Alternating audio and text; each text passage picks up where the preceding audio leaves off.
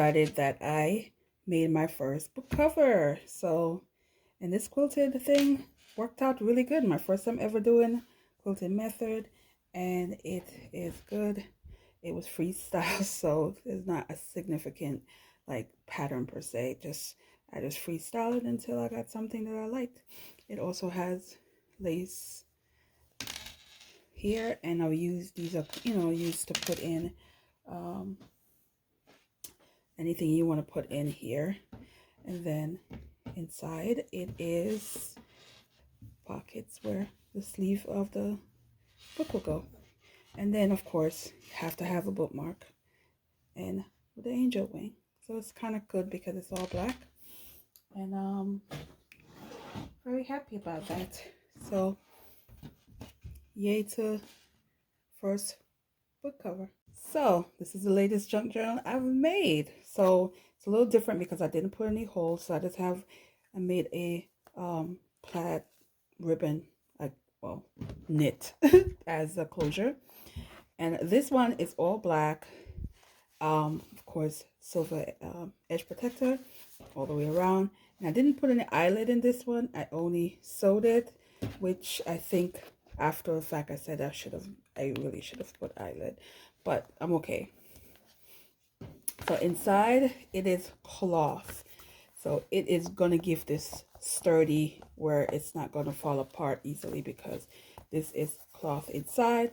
And of course the pocket is lace, and that's the theme. So I have a whole bunch of these papers that I am giving away, and of course some more stickers. I love this, and it's just going to be something that she can use to decorate.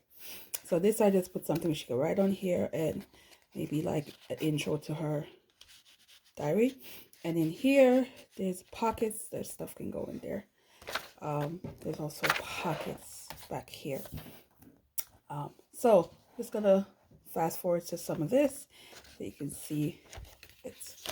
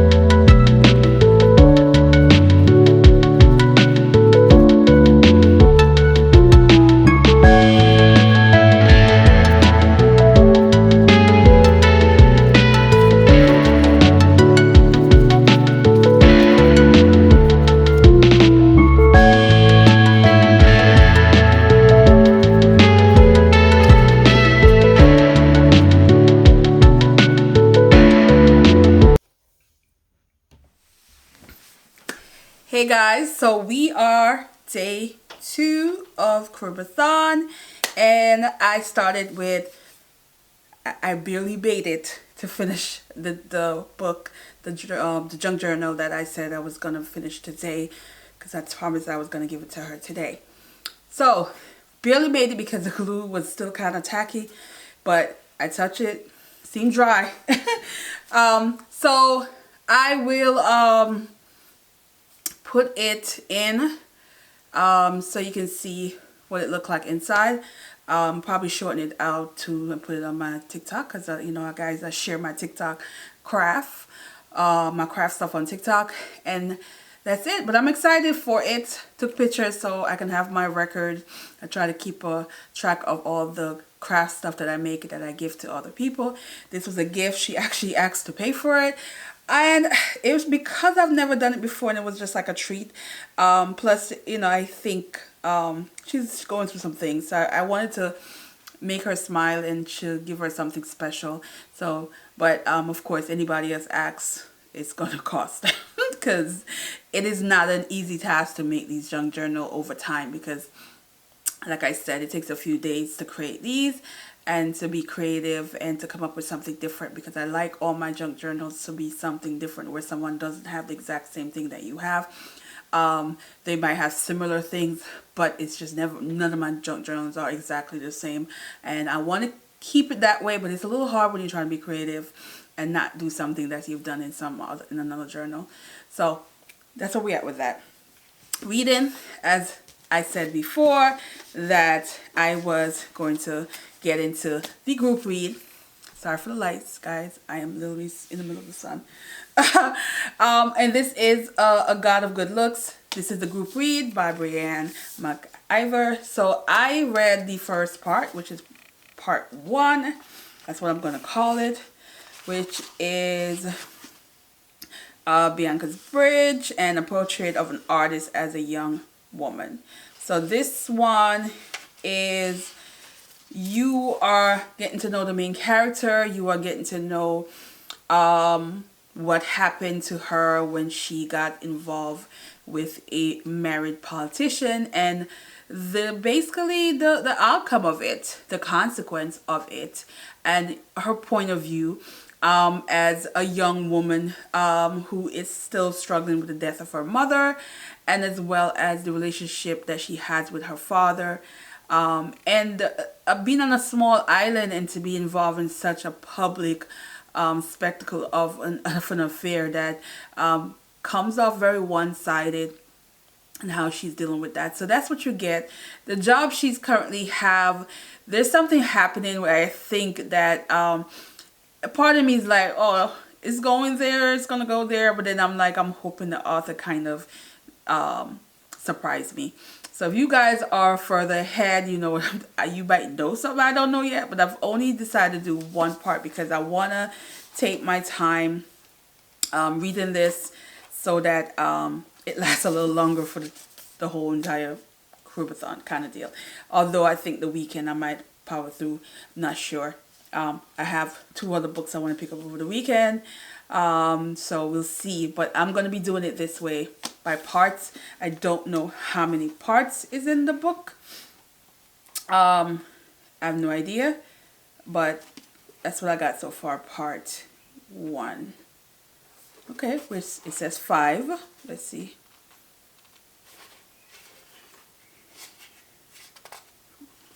Maybe 6. I think it's 6 parts. So part 1.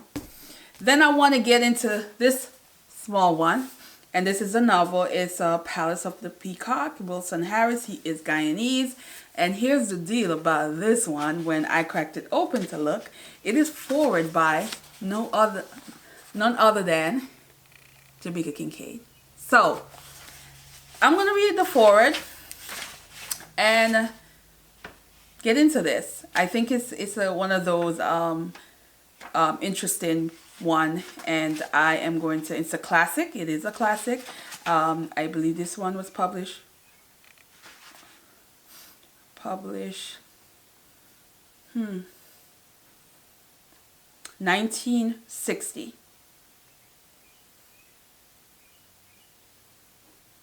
Right? No, sorry.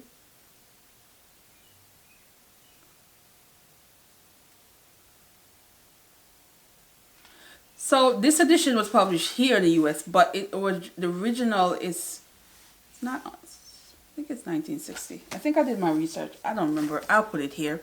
But it's an old book that was, and it was reprinted. So this was one of those books that you weren't able to find it in print for a while, and it was back in print in 2021. So this is what I'm getting from this.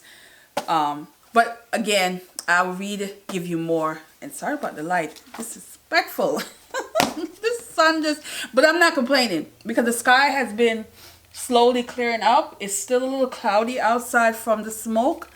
But I can appreciate some of this. That means it's clearing up. They said today it's supposed to be much better than yesterday. Yesterday was just really bad, to the point that people were having respiratory issue. One had to get to the hospital. So it is not a good day yesterday. However, we're pushing through and hoping that this smoke situation gets better. And this is how my hair been looking, because I am literally covering my hair because that smoke is like strong. So see you in the next one. Let me head out. And ooh, guys, I gotta show you my pants that I made. If you guys, let's adjust this. All right, guys, disregard the background. It is a mess. It is a mess. So these are the pants that I made back in 2021. These were the first pants I've ever made. And again, haven't worn it. It wasn't perfect. There are certain things right here in the dot that I wasn't perfect. But it's still my first pants.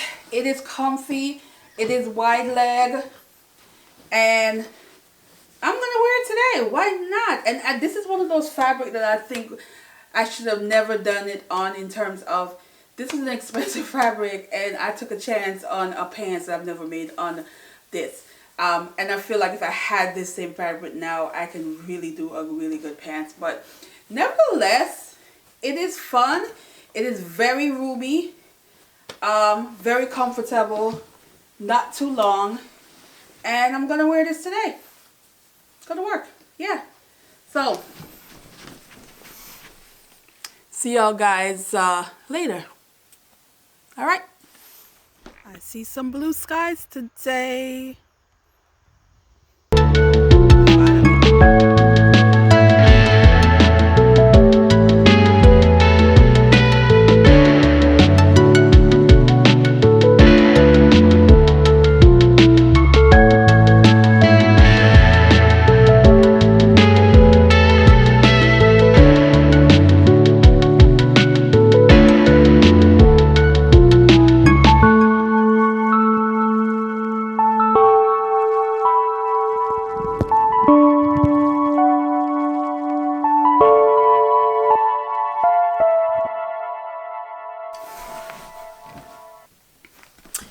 Hey guys, we are in day 3.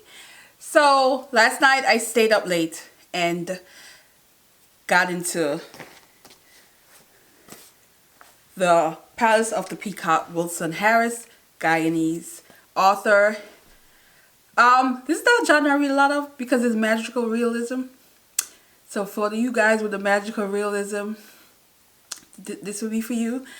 Nevertheless, it had a metaphor in it so far that I'm almost at the end. I literally have like maybe 2 chapters to go, the very end. Like, I just have to sit down and, you know, get to the rest of this. But I had stuff to do because I've been adulting. I got this morning, I cleaned my workstation, so my desk is clean, and I'm ready for some sewing project. But we'll talk about that later.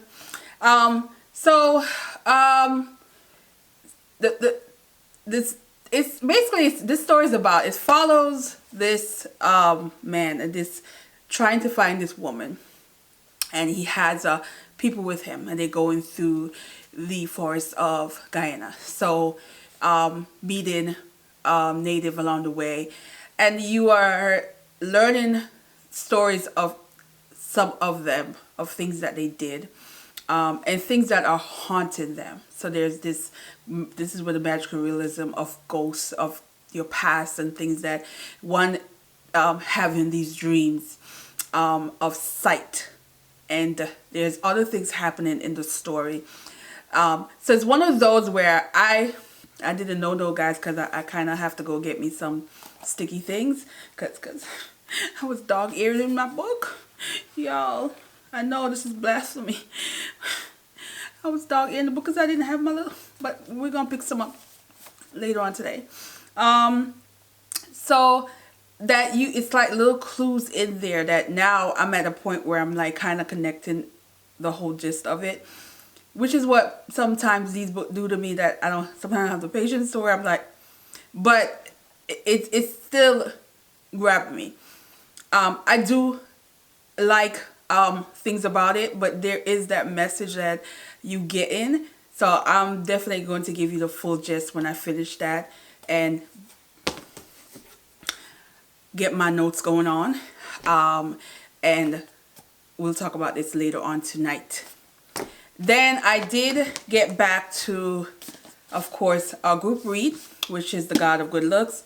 I'm on chapter 10 of part 2, because you guys know I'm reading it by parts. And this is Odea Cortland. What is that?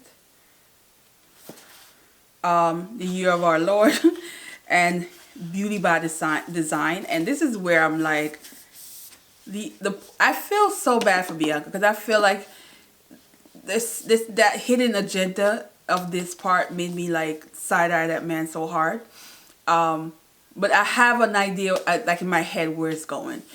I still feel like it's going a certain direction, but I just side-eye the man real hard because of that hidden agenda. And you know, this is a young girl who's basically starting over and have nothing and no one, but came from what poor middle class, or in his case, he was a very poor man trying to make ends meet. And here comes this girl, a young woman who's essentially from the outside world, come from privilege, come from money, and he doesn't realize that there were things happening in her home that the privilege meant nothing, that kind of deal.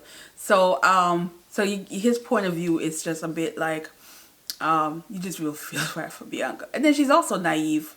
She's very naive in this story. So I'm hoping she gets a little backbone as the story goes on. But I'm enjoying it. So I hope you guys are also enjoying it. And so I wanted to show you guys the bookmark that I was telling you about. Not the bookmark, but the spread that I did that I couldn't show you guys. So this is, hopefully, let's center this, is the collage that I made. It had the vintage Caribbean, and it's just, you see the children in one with the teacher. You see, of course, Bob Marley. You see on top you have where we have the banana man with a banana on his shoulder. School children reading. I don't know if you can see this down here, the school children reading at school in a uniform and the underground reading. I just really thought that was such a special vintage picture. So I really love this spread that I did. I can't show you the back, of course, because I wrote my journal mood. And the word of the day for this was heritage. And I talked about my roots and being far away from my island, but still feeling every bit of connection to my island based on things that I held on to over the years of living here. So this was a very sweet journal spread, and I really love this. And I wanted I did the spread and I wanted it to come out, but the lighting was so horrible when I did the spread that I know a lot of people didn't catch it. And of course the map of the Caribbean in the middle. But yeah, this was sweet. This was sweet. So I'm currently just using my NaNoWriMo bookmark. That's what I'm using right now. And it only has one Caribbean person on there. And this is Claude McKay. That's him here. And then, of course, you already know all the Gordon Parks, James Baldwin, and, of course, Mr. Poetry Man, Langston Hughes. So that's what I'm currently using as my bookmark. So yesterday I did give my coworker her gift, and I would have to say I've given so many people so far since I've been doing these junk journaling and making things gift, and I've gotten a lot of nice response of people being happy for it. But she was the first person that made me feel like I could cry because how much she reacted, because of course, you guys, I told you she's going through it.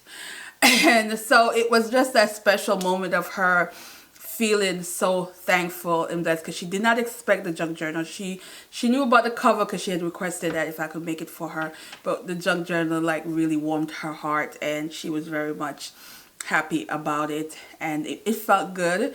But then there was that comment of, where's mine? How come I didn't, like, no. She needs, and the first thing she said to me too, that I was like, absolutely not. Or she said, I don't even want to write in there. No. If you've ever received any of my junk journal, the best thing you can do for me is use it. I want to see it written in. I want you to see that you are enjoying adding things to it. That's my joy, is knowing that somebody is using my junk journal. I don't want it to be used. I don't want it to be sitting around somebody's house just as decoration. It can be decoration, of course, but use it, please. So I had to correct her real quick. No, I want you to use it. And she said, okay. I said, all right. That's what I feel about my junk journal. I want them to be used. So we are going to do some journaling today. A quick journaling. I'm not probably doing any real spread. I just think I put like a sticker on the page, and that's what I'm going to do. And then I have to head to work. So I will see you in a few later on today, and I'll give you my final thoughts on on this book. Yeah. And let me tell you, it feels good. It's one of those indented letters. It's indented, so it feels really nice. All of it, even the author's name, everything is indented, so it actually feels good. I've been rubbing on it.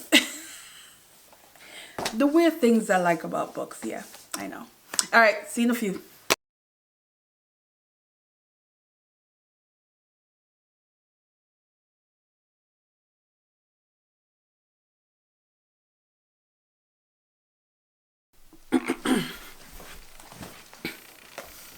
Hey guys, so let's chat about, it came in the mail. So this I get to have in my hand. This is 5 short stories from Callie Browning. This is her award-winning poetry collection. Love it. I reviewed this, so go check out day 1 where I reviewed this. So I was happy about that. I'm here for the short books. As short as this book is, it is about 126 pages. But it is written. This is literature. This is an author. This was a debut. This is one of those moments where you're like, yeah, he was meant to write. It is magical realism, and because that's a genre I rarely read, and especially it heavy upon the duppy, and it was one of those books I had to really pay attention. There's parts where I had to flip back. I did get a few of these, but I did the no. I did the no, guys. I have a lot of folding going on. It is following this man who had this obsession with this woman that ran away, and he wanted to go find her. So he had these other men come with him. So through this, there's a little bit of hints of things happening because they are traveling through a dangerous river in the jungle in Guyana. So there is that, did they survive? Did they not? Are we in the mind of the living or the dead? There's a lot of that happening. And also there's stories of each, not all, but you get background of something that was sorry about that. Something that they were passionate about that happened to them, whether it was good or bad. And some of the stories was very interesting. The matters of the heart. There was, of course, some brutality happening of murder. There's a lot of things. So there's that realization for a character who is, throughout the book, there's that dream. There's the idea of the sight. And so you're paying attention to all of this, and there's that moment where you get it. But it's talking about life in a way that these good and bad things that happen is being reflected. And it got some parts in the end, the last chapter, that I really did enjoy. And it made me think of I guess when you think of, I don't even know how to really say this. When you think of, I guess, in essence, death. And it's certain things that realization happen in this story. Now, I do find that there's some parts of the story that went over my head a bit, and I had to go back. I think I reread the last 2 chapters. They're fairly short. Just to kind of get a better understanding of the whole point of what the author was trying to get at. And I get it, but I wanted a little bit more. For instance, let me find the page. It was a dance of all fulfillment I now knew and knew deeply, canceling my forgotten fears of strangeness and the catastrophe in a destitute world. This was the inner music and the voice of the peacock I suddenly encountered, and the echo and song I had never heard myself sing before. I felt the faces before me begin to fade and part company from me and from themselves, as if our need for one another was now fulfilled, and our distance from each other was the distance of sacrament, the sacrament and embrace we knew in one muse and one undying soul. Each of us now held at last in his arms what he had been forever seeking and what he has eternally possessed. I had to read it a couple of times, guys. I had to read it a couple of times because it's kind of saying that, do we really have control over our impulses, our things that drive us, things that possess us, things that we have dreams and consistently think of?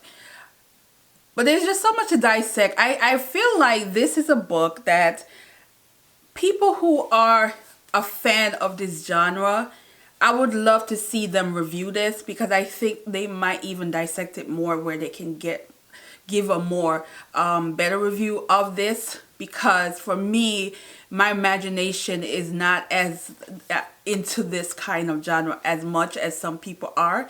And even though it's short, I feel like there's things I may have missed. So overall, it's still a great book. I enjoy this. It also makes me think about Jamaica Kincaid when she wrote The Ford, and talks about the fact that this author is such an amazing author for his writing and the inspiration she gets from him, and how often times as Caribbean we are not aware of authors like this. We often are made to study the British greats, the Dickens, and we are familiar with even all the other ones that where I myself reads and enjoy, but never know about our own in our backyard. And so this one was interesting. I like that she shared that, especially for an author who is amazing, and her acknowledging when she did discover this author and how she felt. Now, I will definitely read more. This is a part of it's not really a series per se, but it's they consider it because it's like a books that came out around this time. This was published back in 1960, so that's a big deal in the Caribbean world, to have an author book that out, that time period. And you don't hear a lot about him. To me, I'm new to him. I'm pretty sure a lot of scholars and a lot of other Caribbean folks definitely know who he is. So I'm glad I am discovering Guyanese authors, and especially this is a classic. This is considered a modern classic, and it's different writing style, and I'm okay with exposing myself to different writing style that I don't normally gravitate to, because it mixes it up, and I'm glad I did pick it up, because it takes away from all the other books that I constantly do read, and to give me something else that challenged me, because this definitely challenged me, but in a good way. And I do think that I would recommend this again. But if you're into this genre, please pick it up and do a review. I would love to see that. I love to see what I may have not catch on, because there's so many hidden messages and things in this that I get, and I was able to get, but I had to go back to certain section to look at it. Thank God it's a short book and I was able to do that. But nevertheless, writing per se, very beautiful, very descriptive, very descriptive. Like there's even though there's some stuff I struggle with, there's a lot of stuff I can imagine as far as the jungle and the river and even the people that are cross their path in the natives, which, you know, in Caribbean, Arawak. So that was interested in this story. So I'm here for it. So I got some more short ones. I know I'm doing the short books because I want to read as much. So we down 3. And as far as the group read, I did finish the second one. No, damn, let me tell you, I was not liking him in the beginning because of his agenda, but I'm starting to understand him, and I do like the fact that you get the first part where you getting to know who Bianca is, and then the second part you getting to know who this man is, his past, growing up poor and not having it, and how he feels about his business and the fashion industry as far as the Caribbean goes, and how controlled it is by politics and your image, and how he comes off aggressive, but at the same time you can tell that he has compassion. So is where is this gonna lead? I still don't know, because I feel like we're still for me, part 1 and 2 are still in the introductions part. So we'll see how this plays out, and I will continue as we go, and we head into day 4. So yeah, so it's gonna be the end of day 3, and I'm going to put day 2 and 3 together in a video. Let me know how you are getting along. If you've read this book before, do tell me if you enjoyed it and what you thought.